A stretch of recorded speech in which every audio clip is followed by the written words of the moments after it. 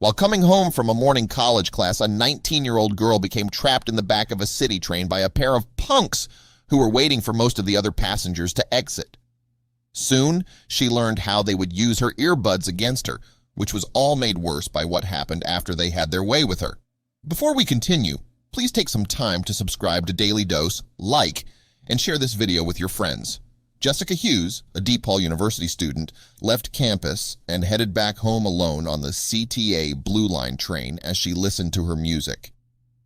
After many of the passengers had gotten off at their various stops along the way, Jessica noticed a man move closer to her, taking up the seat in front of her.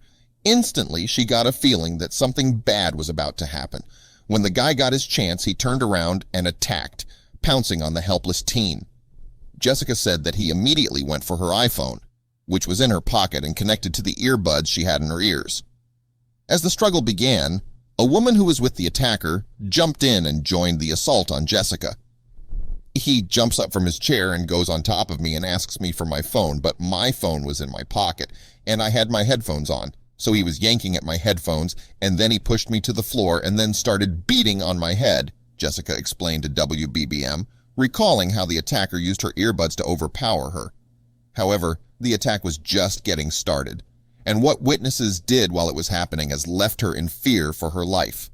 As the brawl escalated and Jessica desperately tried to defend herself, the man bit down hard on her left hand as his female accomplice went for the teen's face. The woman ultimately broke Jessica's nose while witnesses just watched and did nothing.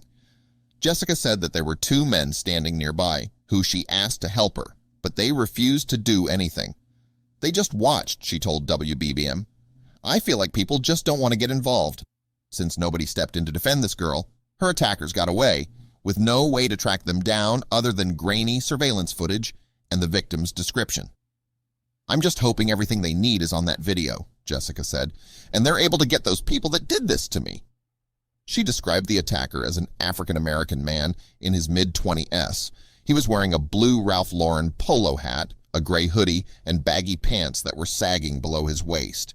She said the woman, also an African-American in her mid-20s, was extremely thin with long black hair. Jessica's father, Richard Amador, said she could have been killed, yet no one stepped in to save her. It's just shameful, he said. Definitely. I would jump in and help no matter what the consequences because it's another human being. I just pray that they find these animals. As Jessica recovered from what happened on the train, she was left with a sour reality of the world we live in today.